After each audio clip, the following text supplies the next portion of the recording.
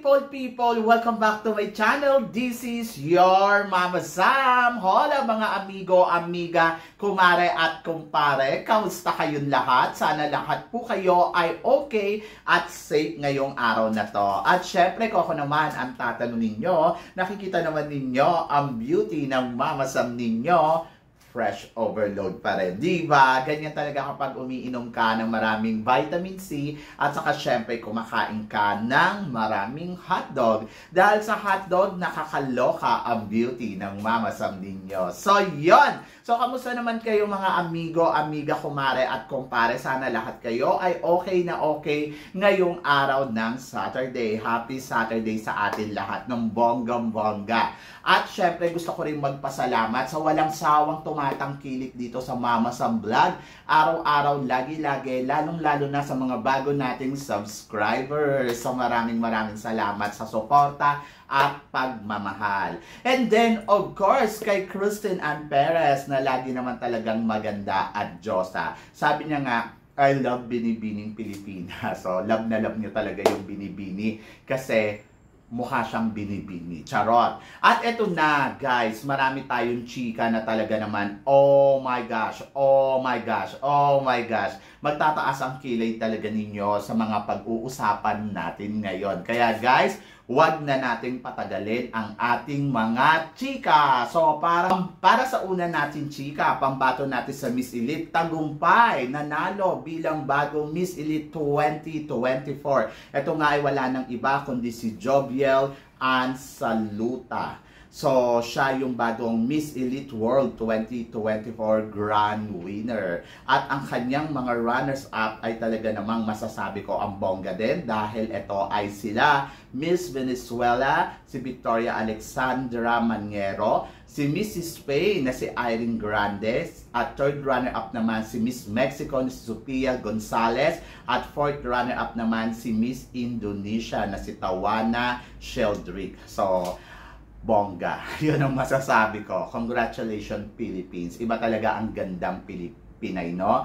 Talagang masasabi natin na angat, pang world class. So, ito yung pangatlong pagkakataon sa taon na to na nag-last two standing ang Venezuela at Philippines. Una nga sa Universal Woman, pangalawa nga dito sa Man of the World, at ito na naman sa Miss Elite World. Kaya namang masasabi natin ang bongga, ang winner. So, iba talaga yung powerhouse beauty, no?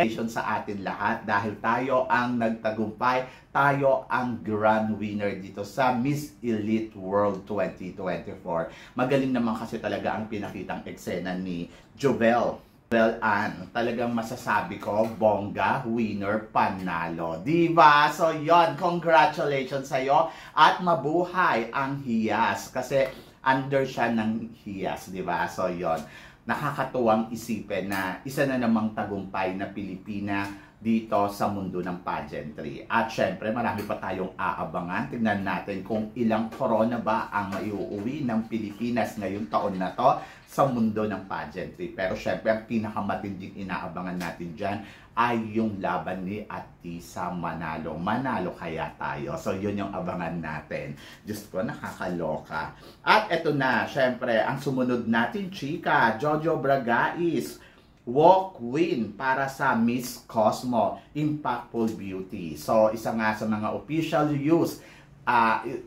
shoes dito sa Miss Cosmo ang Jojo Bragais brand. So, ang masasabi ko dyan, iba talaga si Jojo Bragais, no? Bongga na, winner pa. So, yan. Nakakaloka, nakakatuwa kasi ang layo-layo na ng nilakad ng Jojo Bragais walk dito sa mundo ng pageantry at sa buong mundo. At congratulations sa iyo, Jojo. At para naman sa sumunod natin, chika, Karen and Vina out in Miss Universe Indonesia. Resign. Anong masasabi mo dito, Mama Sam?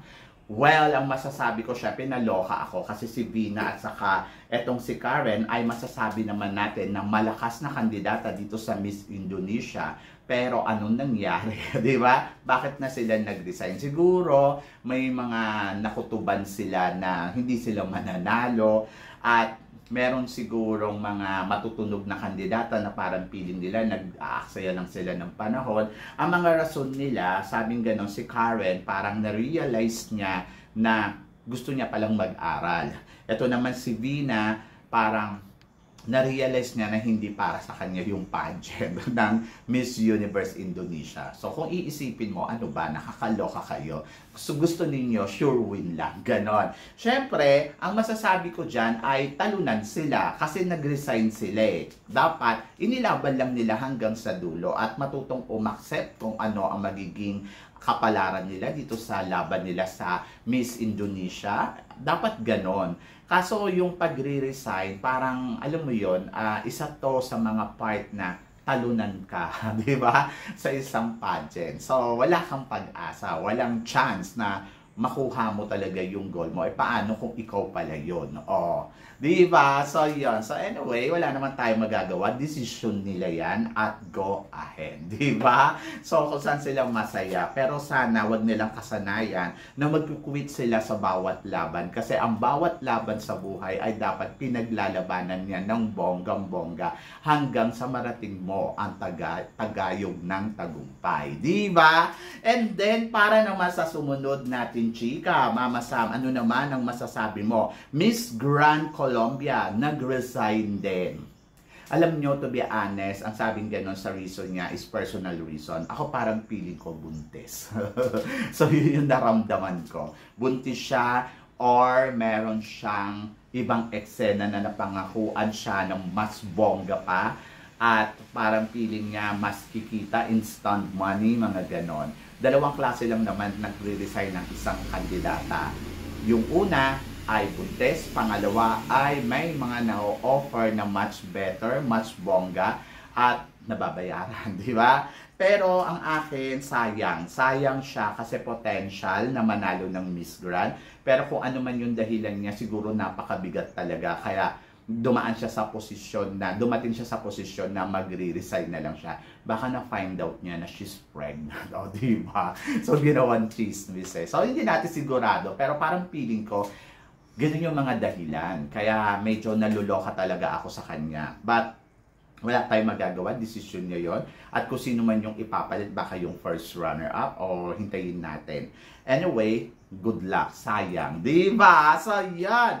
At para naman sa sumunod natin, chika, Mama Sam, Miss Universe Nicaragua na si Geisel Garcia.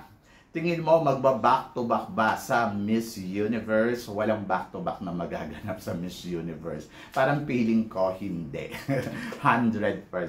Hindi naman sa ina-underestimate natin yung kakayahan niya. Pero kasi dito pa lang sa nakikita kong photos niya, sorry guys, sorry din sa kanya. Feeling ko hindi. Feeling ko mapupunta sa iba yung corona kasi alam naman natin ang Miss Universe ay they are wanted, something new, something beautiful, something na makakapagsabi sa kanila na this is Miss Universe. So yan. Anyway, so mukha niya si Geisel Ortega. Charot. So yan. Ang masasabi ko ay siguro papalo ng semifinals, mga ganon. Kaya niya yan. Pero yung sasabihin mo yung talagang back-to-back, mahihirapan talaga ang kandidata. Kasi syempre, ibang labanan ng Miss Universe. Dapat talaga well-prepared, then beautiful face, kailangan nandiyan din, and total package. So parang feeling ko sa ibang aspeto, hindi na siya pasok. Charot! So, yun. But, syempre, wish all the best para kay Miss Nicaragua sa laban niya sa Miss Universe. And then, of course, we'll all support naman talaga ang ibinibigay natin na, alam mo yon para makita natin yung laban nila sa Miss Universe.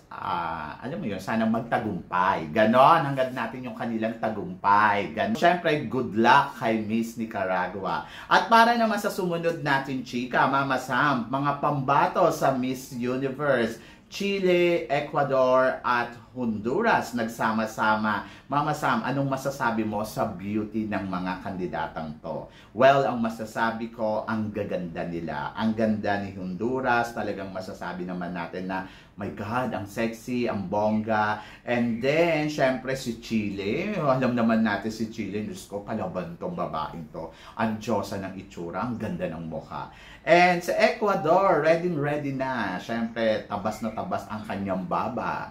Talagang ang lakas maka-heart ng kanyang peg. So, congratulations sa kanila and good luck. Diba? Sa universe. Nakakaloka. Sana magustuhan sila ng universe. And then, speaking of Miss Universe, pambato ng New Zealand. Mama, somethingin mo. It's Victoria Velasquez Vincent na talaga. Well, ang masasabi ko, si Victoria Velasquez Vincent, alam naman natin na talagang competitive to.